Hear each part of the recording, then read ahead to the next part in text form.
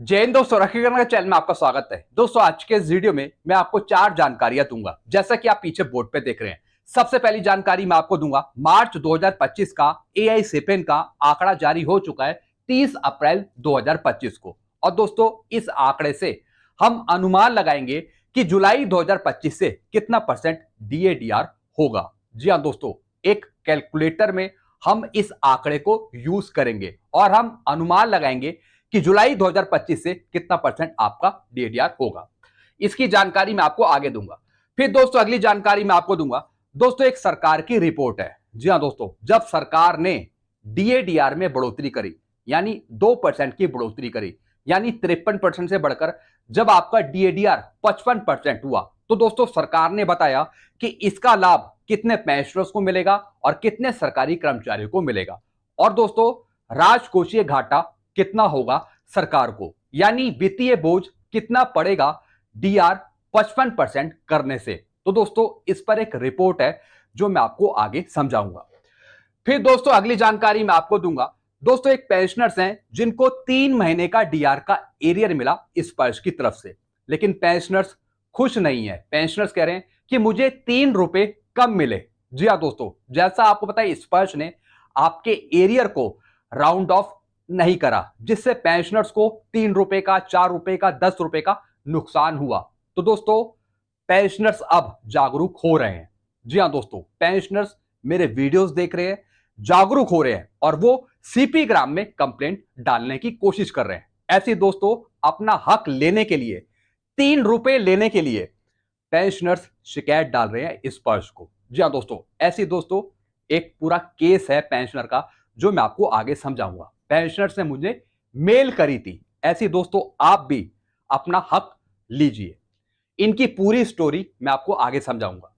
फिर दोस्तों अगली जानकारी मैं आपको दूंगा, लास्ट जानकारी मैं आपको दूंगा, 10 साल की सेवा पर 50% पेंशन मिलेगी सरकारी कर्मचारी को या फिर पेंशनर्स को। जी हाँ दोस्तों, एक खबर आ रही है जिसमें बताया जा रहा है कि अगर आपकी 10 साल सर्विस है तो आपको लास्ट पे ड्रॉन का 50% पेंशन मिलेगी। तो दोस्तों क्या ऐसा होगा, इसकी पूरी जानकारी मैं आपको आगे दूंगा। तो दोस्तों बस यही जानकारी है जो मैं आपको देने वाला हूं, इसलिए इस वीडियो को आप शुरू से लेकर आखिरी तक देखेगा। वीडियो में आगे बढ़ने से पहले एक छोटी सी अपील मैं आपसे कर रहा हूं। अगर आप पहली बार मेरा चैनल देख रहे हैं या फिर ये वीडियो देख रहे हैं तो आप मेरा चैनल सब्सक्राइब भी कर सकते हैं, जिसका नाम है रक्षित खन्ना, क्योंकि ऐसी जानकारी, सही जानकारियां आपको मिलती रहती है इस चैनल के माध्यम से। चलते हैं पहली जानकारी की तरफ। पहली जानकारी है, मार्च 2025 का एआई सेपेन का आंकड़ा जारी हो चुका है ministry of labour and employment, labour bureau के द्वारा।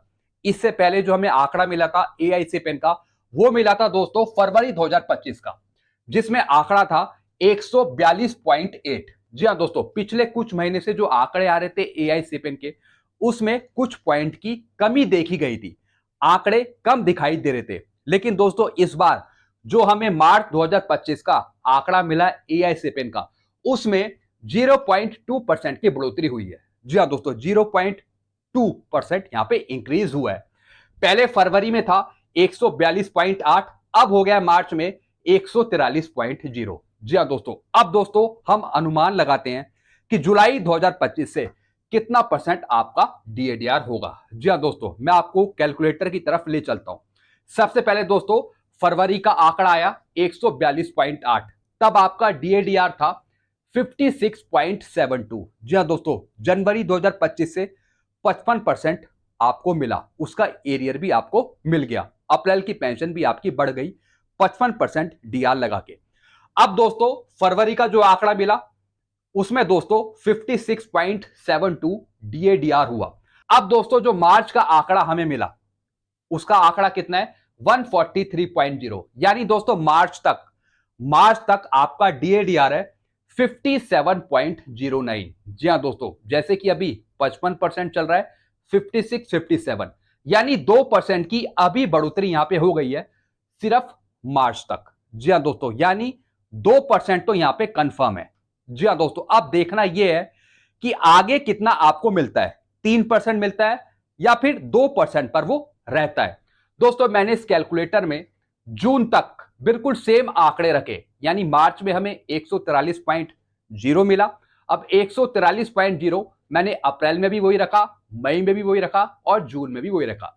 तो दोस्तों मैंने देखा कि अगर यही सेम आंकड़े हम रखते हैं जून तक, तब आपका दोस्तों डीएडीआर 57.85 हो रहा है। जी हाँ दोस्तों, जुलाई से बढ़ने वाला, यानी सिर्फ अभी भी 2% की बढ़ोतरी हो रही है। हालांकि दोस्तों अभी जो हमें आंकड़े मिलेंगे अप्रैल के, मई के, जून के, अगर इसमें वृद्धि हो जाती है तो दोस्तों 3% भी आपका डीएडीआर हो सकता है जुलाई से बढ़ने वाला। अभी फिलहाल दोस्तों 57.09 पे रुका हुआ है, 57.09। अगर दोस्तों कुछ वृद्धि ज्यादा होती है तब 3% तक आपका डीएडीआर बढ़ सकता है जुलाई से। जी हाँ दोस्तों, नहीं तो दोस्तों 2% की बढ़ोतरी यहां पे देखने को मिलेगी, जैसे कि दोस्तों मैंने यहां पे दिखाया, अगर सेम आंकड़े रहते हैं।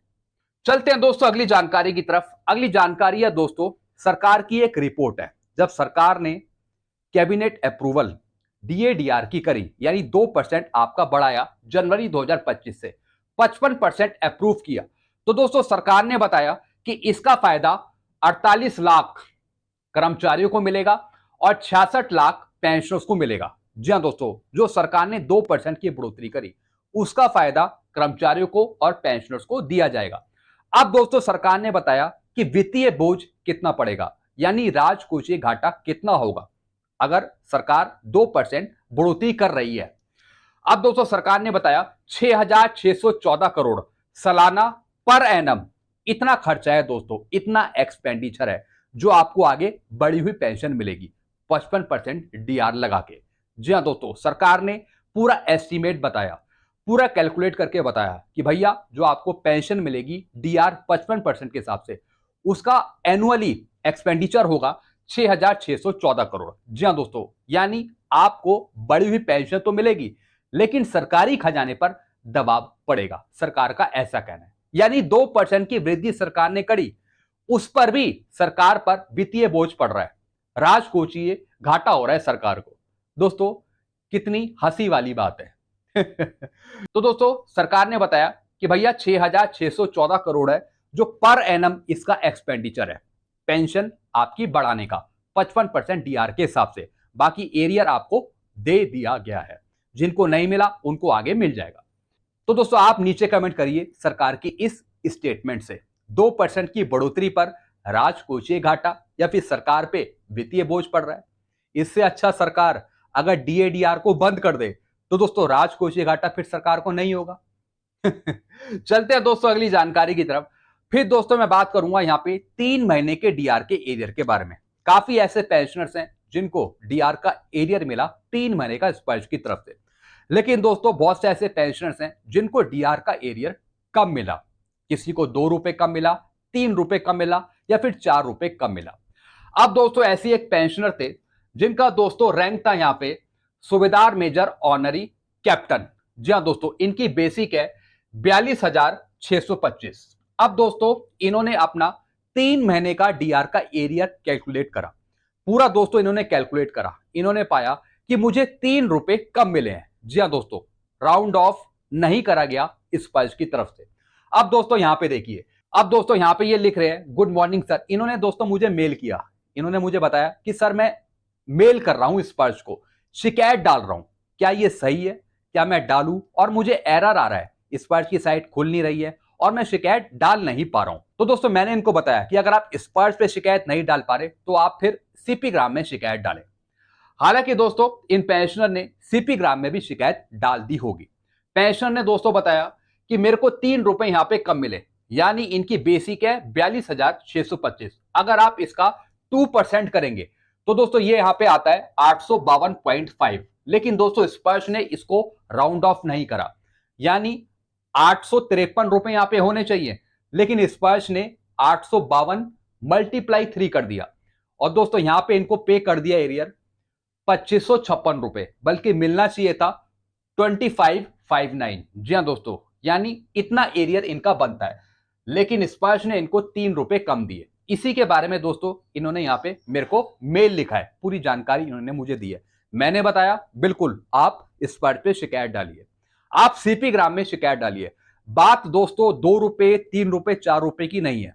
जी हाँ दोस्तों, बात 2-3 रुपए की नहीं है, बात है गलती की। जब भारत सरकार ने ऑर्डर निकाल दिया डीआर पे, कि राउंड ऑफ किया जाएगा आपका डीएडीआर पेंशन डिस्बर्सिंग एजेंसी के द्वारा। तो दोस्तों स्पर्श फिर गलतियां क्यों कर रहा है? ये अभी की गलती नहीं है, इससे पहले जितने भी आपको डीआर का एरियर दिया गया है उसमें स्पर्श ने राउंड ऑफ नहीं किया है। ये खाली एक पेंशनर की बात नहीं है, एक पेंशनर की बात नहीं है, काफी ऐसे पेंशनर्स हैं जिनको नुकसान हुआ है।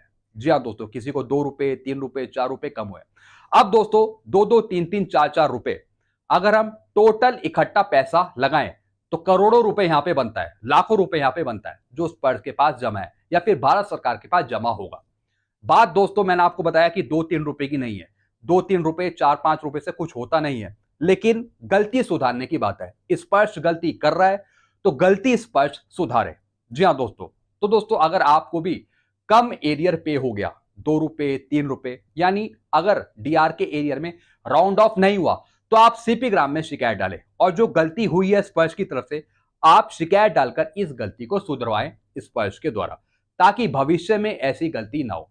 जी हाँ दोस्तों गलती स्पर्श आजकल बहुत कर रहा है, बहुत गलतियां कर रहा है। तो दोस्तों आपको ही शिकायत डालनी है, आपको ही कंप्लेंट डालनी है, ताकि स्पर्श अपनी गलती एक्सेप्ट करे और दोस्तों फिर आपकी पेंशन में सुधार करे या फिर एरियर में सुधार करे।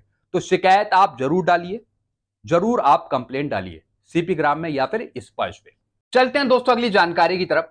फिर दोस्तों एक खबर आ रही है जिसमें बताया जा रहा है 10 साल की सेवा पर 50% पेंशन, सरकारी कर्मचारियों के लिए यूनिफाइड पेंशन स्कीम के नए नियम की पूरी जानकारी। जी हाँ दोस्तों, यूनिफाइड पेंशन स्कीम में अगर आपको लास्ट पे डॉन का 50% पेंशन चाहिए तो दोस्तों उसके लिए आपको सर्विस 10 साल नहीं करनी, 25 साल सर्विस करनी है।